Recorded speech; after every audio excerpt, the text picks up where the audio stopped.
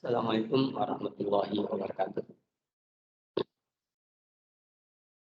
Alhamdulillah nahmaduhu wa nasta'inuhu wa nastaghfiruh wa na'udzu billahi min shururi anfusina wa min sayyiati a'malina. May yahdihillahu fala mudilla lahu wa may yudlil fala hadiya lahu. Asyhadu an la ilaha illallah wahdahu la syarika lahu. Asyhadu anna Muhammadan abduhu wa rasuluhu alladzi la nabiyya ba'dah. Amma ba'd. Jemaah sekalian, assalamualaikum. Alhamdulillah syukur ala ni'amillah. Pada malam ini kita dapat bermajlis kembali dan kita lanjutkan insyaallah pembahasan kitab Al-Adabul Mufrad. Sudah sampai halaman berapa? 243 ya.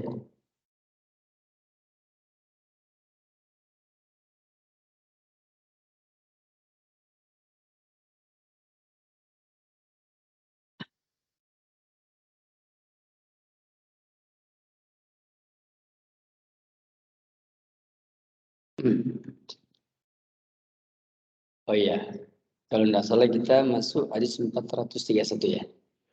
32 ya. Kemarin sudah jadi. Qala al-mu'allifu rahimahullah ta'ala, pembahasan kita dari bab yang ke-202, babun di babul muslimi fusuq, bab ya mencela sesama muslim adalah kefasikan. Sekarang kita masuk hadis yang ke-432. Hadis ke-432 selain diriwayatkan oleh Imam Bukhari dalam kitab Al-Adabul Mufrad, juga diriwayatkan dalam kitab sahihnya. Babu mayunha minasibab wal-la'. Ya, 432. Qala al-Imam al-Bukhari rahimahullah, hadatsana Abu Ma'mar qala hadatsana Abdul Waris al-Husain an Abdullah ibn Buraidah qala hadatsana Yahya bin Ya'mur. Yahya bin Ya'mur menceritakan kepada kami anna Abul Aswad ad-Diliyah, bahwasanya Abul Aswad ad-Dili hadatsahu menceritakan kepadanya annahu sami'a Abu Dzar qol, bahwasanya Al-Aswad ya Abul Aswad ad-Dili mendengar Abu Dzar berkata, kata Abu Dzar, sami'tu Nabiy sallallahu alaihi wasallam yaqul, aku mendengar Nabi SAW bersabda, la yarmi rajulun rajulan bil fusuq, seseorang tidak boleh menuduh orang lain, menuduh temannya bil fusuq ya, atau melemparkan sebutan dengan kefasikan. Wala yarmihi bil kufri, tidak boleh pula ya melemparkan tuduhan kepada temannya dengan mengatakan bahwa temannya ini kufur, ini enggak boleh. Ya. Jadi tidak boleh menuduh seperti itu. Illa kecuali irtadat alaihi, kecuali ya irtadat alaihi, dia benar-benar murtad. In lam yakun sahibuhu kadzalik, ya sekalipun pelakunya tidak seperti itu. Nah, dari keterangan ini jemaah sekalian, hadis yang ke-432 ini, hadis ini kata-kata ramahu bil fusuq ya, yakni maknanya ittahamahu bihi, yaitu menuduhnya dengan kefasikan. Irtada alaihi bimakna roja'a ilaihi, yaitu kembali ya dari agamanya menjadi murtad.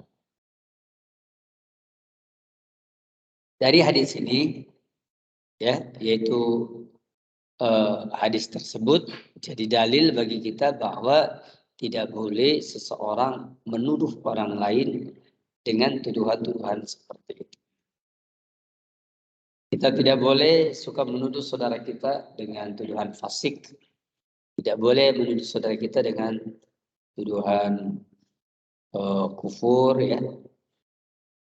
Kecuali kalau memang dia nyata.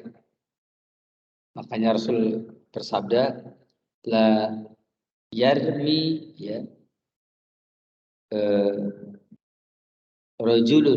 rojulan, seseorang tidak boleh menuduh orang lain bil fusuk dengan tuduhan fasik, padahal dia tidak fasik. Kita nggak boleh menuduh saudara kita dengan tuduhan seperti itu. La yarmi rojulan bil fusuk. Nggak boleh menuduh saudaranya dengan tuduhan fasik.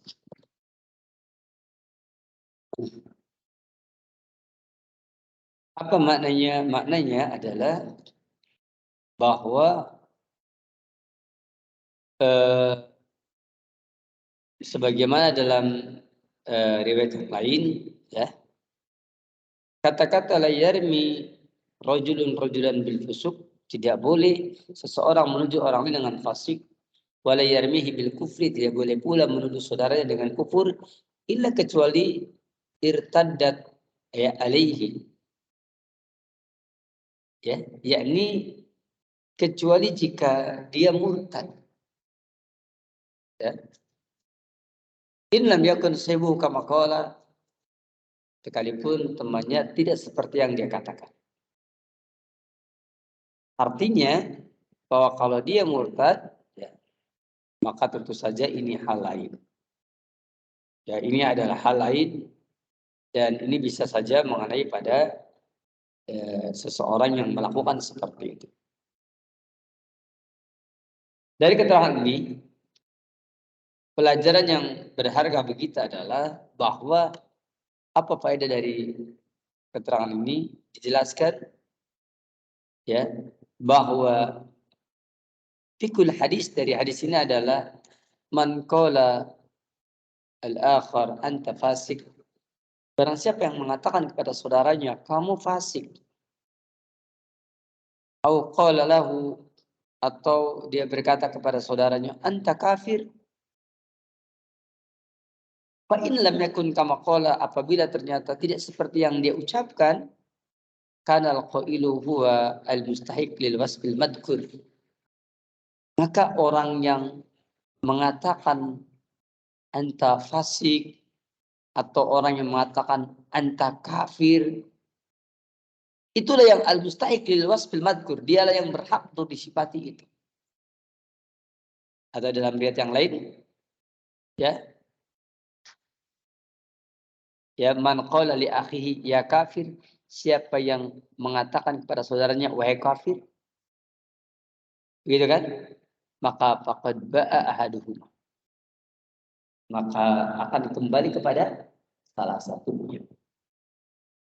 Nanti akan ada yang terkena dari ucapan tersebut. Makanya kita tidak boleh mengucapkan dengan ucapan itu. Itu merupakan tuduhan. Namun wa in kana kama qala, tapi kalau benar lam yarji ilai bisyai, maka tidak akan kembali kepadanya sedikit pun. Lakin yakunu atiman, tetapi dia berbuat dosa. Kenapa? Karena dia sudah memberikan, ya, atau memperlihatkan sikap yang tidak benar, sikap yang tidak baik. Dengan apa? Dengan sebab kalimat yang tadi, yaitu sudah memberikan tuduhan kepada saudaranya, dan kalaupun benar ya kayak tadi.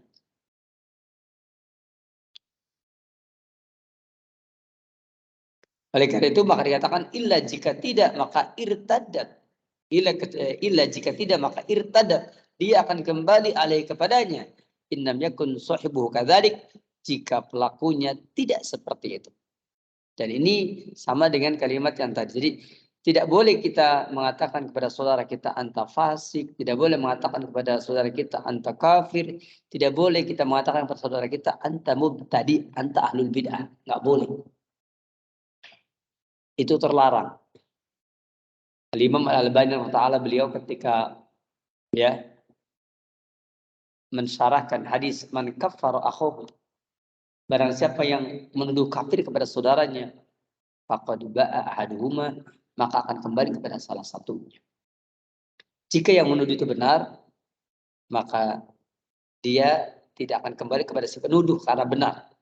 Tetapi tetap seperti tadi diterangkan, karena akibat dia berbuat dosa.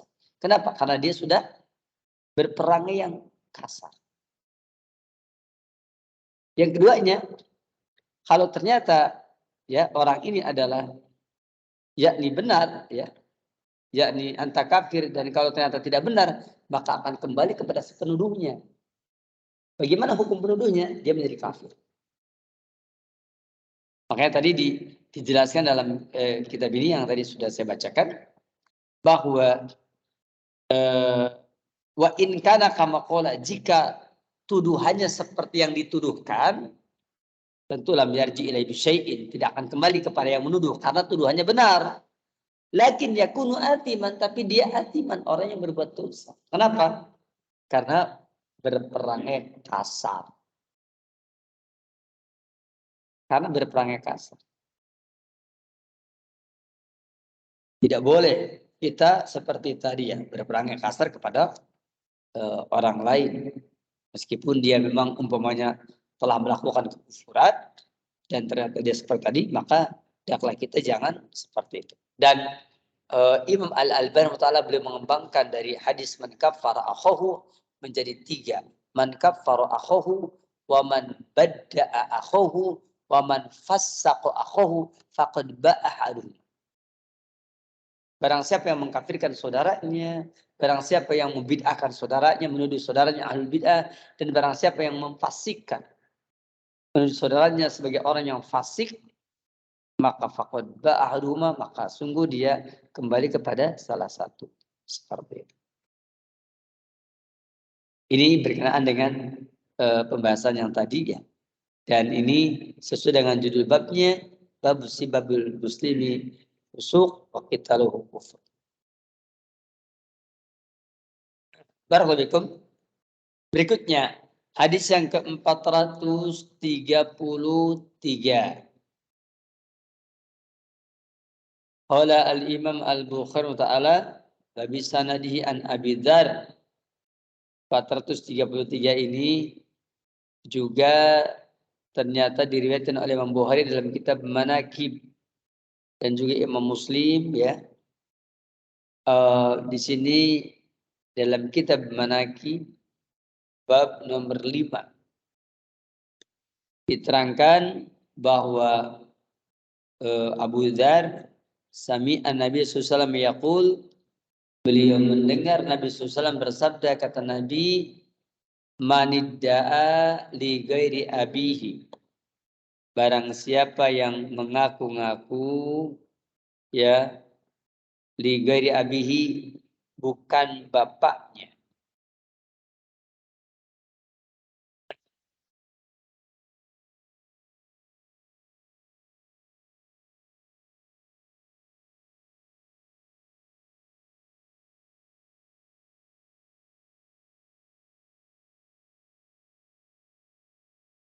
Siapa yang mengaku-ngaku itu bapaknya padahal dia bukan bapaknya. Wa huwa ya'lamu, dan dia tahu kalau itu bukan bapaknya, maka faqad kafara, sungguh dia telah berbuat kufur. Wa man idda'a qauman, dan barang siapa yang idda'a qauman, yang mendakwakan kepada satu kaum, laisa huwa minhum, yang mana kaum tersebut bukan bagian dari mereka, ya, maka falitabawa maq'adahu minan nar, maka siap-siap menempati tempat duduknya di neraka.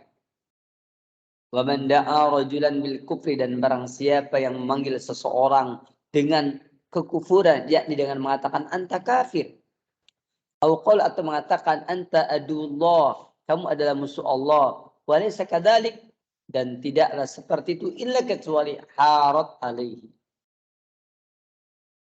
Apa yang akan terjadi? Illa kecuali harat alaihi, yakni raja'at ilaihi, yakni akan kembali kepada dia.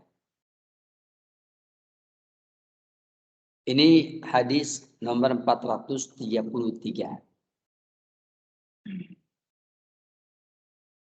Jadi di sini hadis ke-433 isinya adalah pertama ya, bahwa orang yang mengaku-ngaku orang yang bukan bapaknya dianggap sebagai bapaknya, padahal dia tahu itu bukan bapaknya, maka faqad kafara, sungguh dia telah kufur.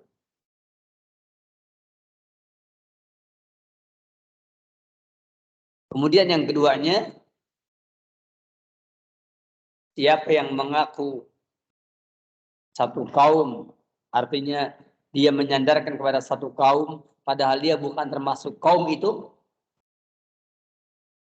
Saya adalah kaum ini, saya adalah bagian dari kaum ini, padahal dia bukan bagian dari kaum tersebut. Ya, waman idda'a qauman laisa huwa minhum, padahal dia tidak termasuk bagian dari kaum itu. Maka falyatabawwa maq'adahu minan nar, siap-siap menempati tempat duduknya di neraka. Kenapa? Kufur nikmatnya. Sudah jelas dia terlahir dari kelompok ini, dari kaum ini, dia mengaku kaum yang lain. Sudah jelas itu adalah bukan bapaknya, dia mengaku itu adalah bapaknya. Ini kufur nikmat. Wa man da'a rajulan bil kufri, dan barang siapa yang menuduh saudaranya itu dengan kufur, yakni anta kafir. Aw qala adullah, atau anta adullah, kamu adalah musuh Allah. Walaysa kadzalik, padahal tidak seperti itu, illa melainkan harat alaihi, akan kembali kepada diri.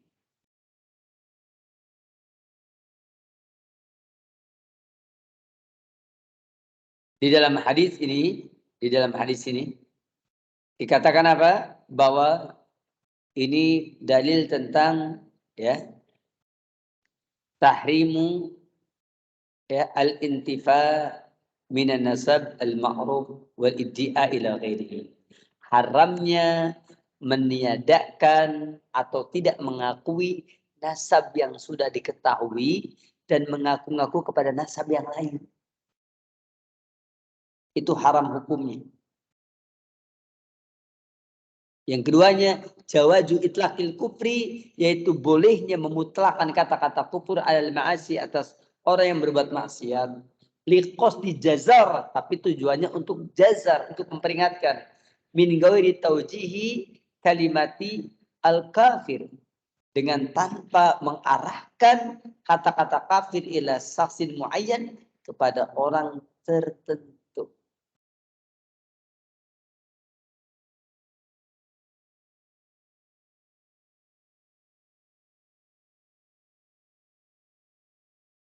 Jadi boleh memutlakkan kata-kata kafir atas kemaksiatan. Kata-kata kafir terhadap kemaksiatan.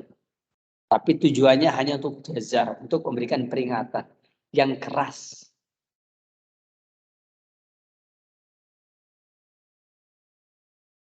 Dan bukan dalam rangka mengarahkan kata-kata kufur kepada orang tertentu.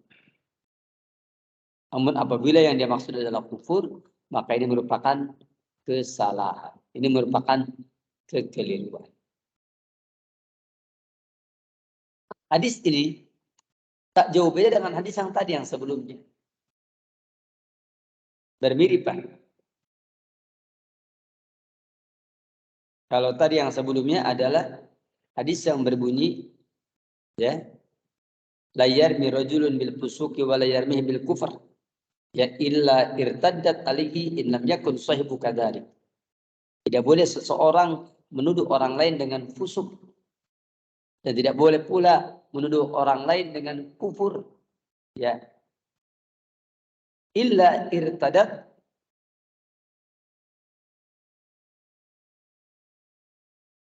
illa jika tidak benar, maka irtadat, niscaya dia akan kembali alaihi kepadanya. In lam yakun sahibu kadzalik, sekalipun pelakunya tidak seperti itu. Yakni jika pelakunya tidak seperti itu. Artinya orang yang menuduh ya, apabila tuduhannya tidak benar, maka akan kembali kepada yang menuduh. Seperti itu. Dia akan kembali kepada yang menuduh. Dan yang menuduh akan terkena hal tersebut.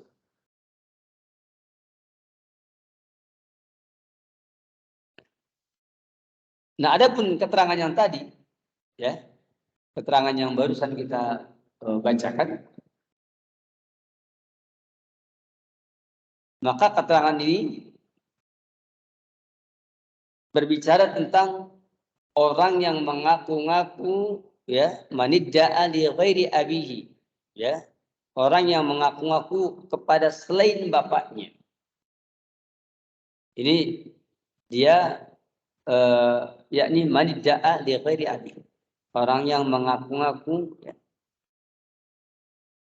mengatakan seperti itu bukan seperti yakni kepada orang yang bukan bapaknya. Ini adalah kufur nikmat, atau seseorang yang mengaku bagian dari satu kaum dan dia mengingkari termasuk kepada kaum yang sebenarnya bagi dia. Maka itu pun sama. Bahkan dikatakan apa katanya? Falyatabawwa maq'adahu minnar. Begitu pula bahwasanya orang yang memanggil orang lain dengan sebutan kufur, yakni anta kafir atau anta adullah, oleh sekadar padahal dia tidak seperti itu, ila melainkan harat alaihi, juga akan kembali kepada orang tersebut. Maka hadis ini sesuai dengan judul bab tadi, ini termasuk bagian dari orang yang mencela, yakni mengaku bapak orang lain menjadi bapaknya, bapak dirinya tidak, itu adalah mencela. Termasuk pencelaan kepada ayahnya, kepada orang tuanya. Begitu pula orang yang tidak mau mengakui kaumnya, dia pengen menjadi bagian dari kaum yang lain, juga dia sudah mencela. Mencela apa? Mencela kaum. Dan demikian pula orang yang memanggil saudaranya, yakni maksudnya memanggil seseorang dengan mengatakan anta kafir atau anta adullah, juga sama. Ini termasuk bagian dari yang mencela. Nanti kalau tuduhannya nggak benar, akan kembali celaannya kepada dia. Kalau tuduhannya benar, tetap dia berdosa karena memperlihatkan keburukan akhlak dalam memanggil sebutan kepada orang lain dengan panggilan yang kasar, dengan panggilan yang tidak sopan.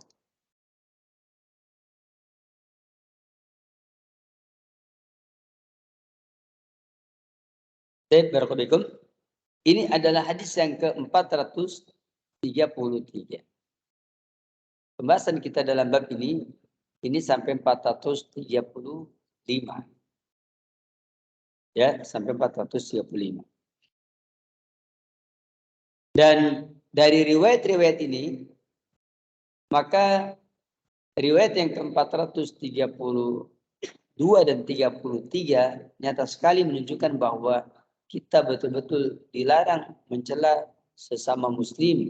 Bahkan apa yang kita lakukan akan bernilai kefusukan, kefasikan apabila kita melakukan hal-hal seperti tadi. Adapun tentang hadis yang ke-434, ya, yakni mungkin nanti saya terangkan di pertemuan yang akan datang, ya. Jam berapa sekarang di sini? Jam lebih 5, ya. Mungkin ada waktu barangkali kita untuk bertanya jawab dulu, ya. Sudah lama tidak bertanya jawab. Oh, silakan yang mau bertanya. Waalaikumsalam warahmatullahi wabarakatuh.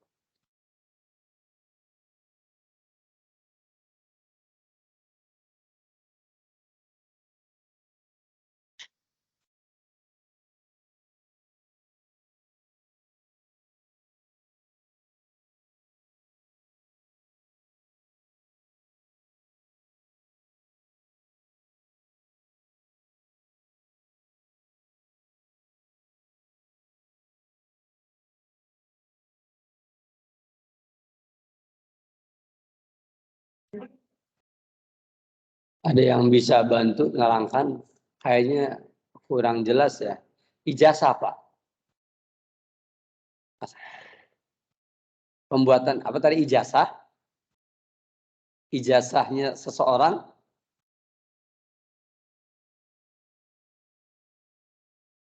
Ya. Oh, Bapak punya cucu. Hah? Itu buka dulu biar kedengaran. Mulutnya dibuka aja, Pak. Ah, ah.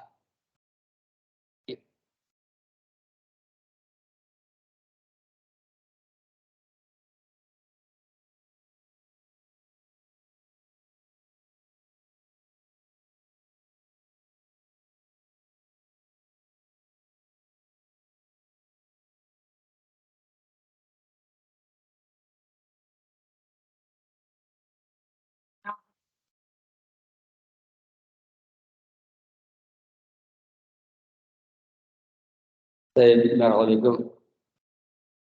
Berarti itu di kakak yang pertama ya.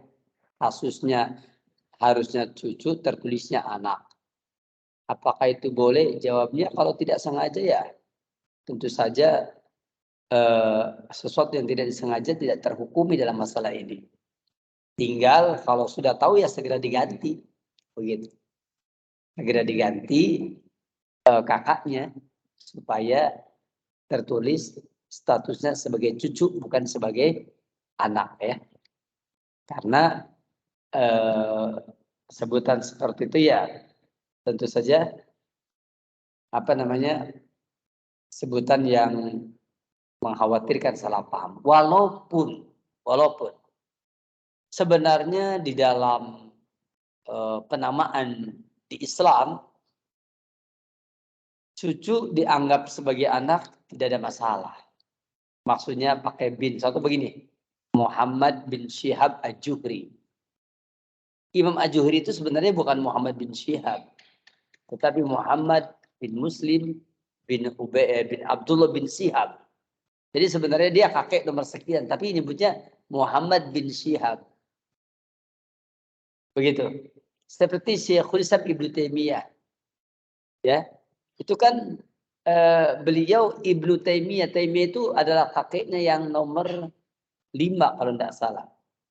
Itu beliau menggunakan Ibnu Taimiyah. Padahal sebenarnya beliau ini masih ada masih bukan langsung sebagai ayahnya, bukan. Secara hukum agama sebenarnya dia dianggap sebagai anaknya bagi kakeknya itu binnya tuh bin kakeknya dibenarkan sebenarnya. Yang tadi itu. Ya, tapi kalau ini kaitannya dengan apa? Dengan kakak ya ada sebaiknya diganti. Tapi saya ulangi lagi bahwa cucu disandarkan kepada kakeknya dan seolah-olah ayahnya adalah kakeknya tidak mengapa. Seperti Imam Ahmad apa? Ahmad bin Hambal. Sebenarnya Imam Ahmad bin Hambal tuh nggak benar. Kalau Ahmad bin Hambal tuh, kalau dia adalah anak yang Hambal, enggak. Yang betul adalah Imam Ahmad bin Muhammad bin Hanbal.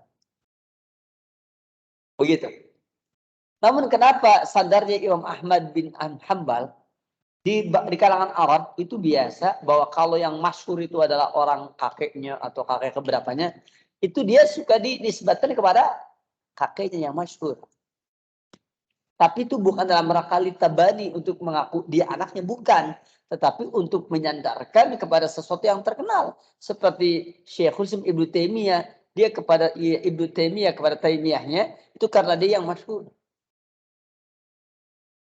Sama seperti Imam Ahmad bin Muhammad bin Hanbal. Yang terkenal itu adalah Hanbalnya. Maka Imam Ahmad bin Hanbal.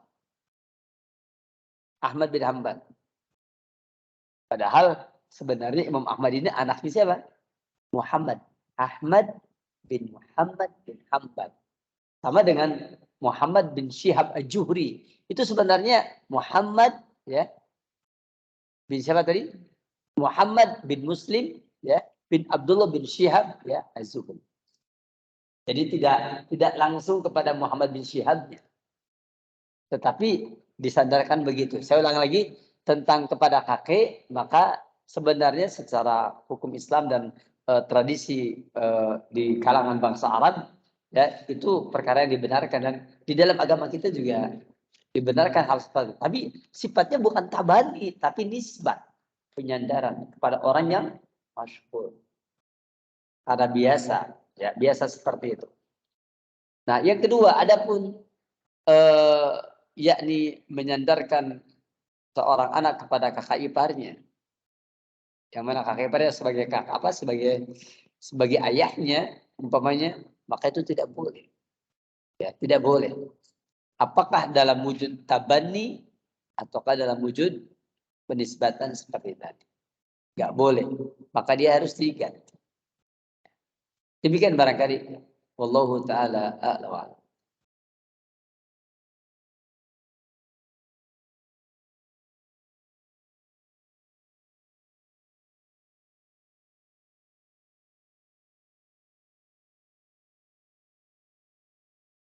Ya, silakan.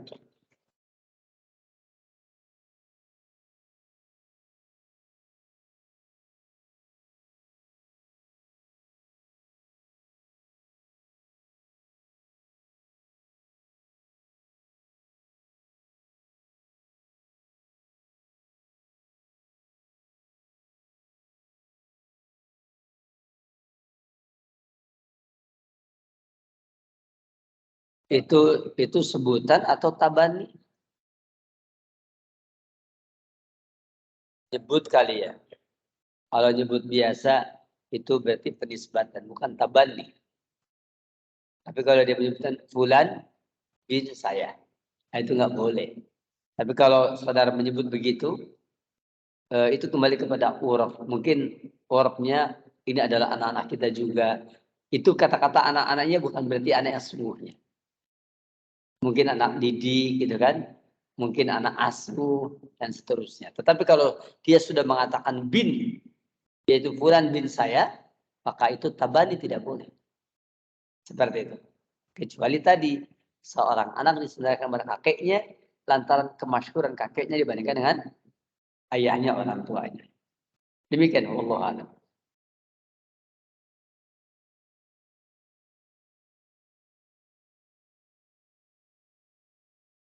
Ya, silakan.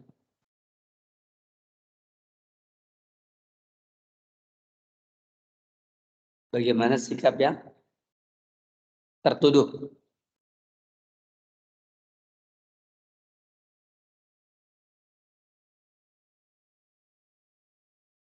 Maksudnya bagaimana kita yang tertuduh bersumpah. Iya. Jadi ya kalau orang yang tertuduh maka dia kalau umpamanya kan al-mudda'i yang menuduh yahtaj ilal bayinah. Maka dia butuh kepada al-bayinah, kepada bukti. Adapun al-mudda'a atau al-munkir, adapun orang yang mengingkari tuduhan, maka dia bil halif dengan sumpah. Ini berlaku di mana? Ini berlaku dalam persidangan. Apalagi berlaku pula dalam sebuah penetapan. Jadi kalau umpamanya kita ini dituduh oleh seseorang, maka ketika kita dituduh dalam persidangan umpamanya, dia akan mengangkat sumpah untuk mengingkarinya. Dan ketika dia bersumpah dan mengingkarinya, dia sudah terbebas. Sampai si penuduh itu mendatangkan bukti-bukti. Tapi sumpah dan pengingkaran, sumpah dari orang yang mengingkari tadi tidak akan diterima apabila si penuduh bisa mendatangkan bukti. Tapi kalau umpamanya si penuduh tidak bisa mendatangkan bukti, kemudian yang tertuduh dia mengingkari dan dia mengangkat sumpah, maka tuduhannya dibatalkan. Karena yang dituduh mengingkari dan berani diangkat sumpah. Namun kita harus tahu bahwa kita bersumpah dengan nama Allah. Dan dalam bersumpah tidak disyariatkan dengan mengangkat mushaf Al-Quran. Karena itu menyerupai kebiasaan orang-orang Nasrani yang mereka kalau bersumpah suka mengangkat Injil. Seperti itu. Jadi ini tidak benar. Cara yang seperti ini tidak disyariatkan dalam agama kita. Begitu barangkali tentang kaifiat atau mekanisme bagaimana apabila kita tertuduh oleh seseorang. Maka ketika kita tertuduh, maka seperti itu.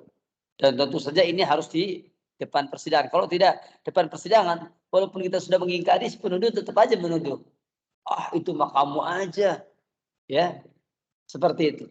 Kamu aja yang ingkar. Ya justru yang mengingkari dengan cara apa? Bersumpah. Al-halif lil munkir, al-bainat lil mudda'i. Bahwasanya yang namanya bukti itu bagi orang yang menghujat atau menuduh, sedangkan sumpah adalah bagi orang yang ingkari. Seperti itu. Cukup saya kira sampai di sini. Semoga bermanfaat. Insya Allah nanti kita akan teruskan dengan dalil yang ke-434 insya Allah dan 435. Semoga bermanfaat, semoga berfaedah. Wassallallahu ala nabi Muhammadin wa ala alihi wa sahbihi ajma'in. Alhamdulillah. Assalamualaikum.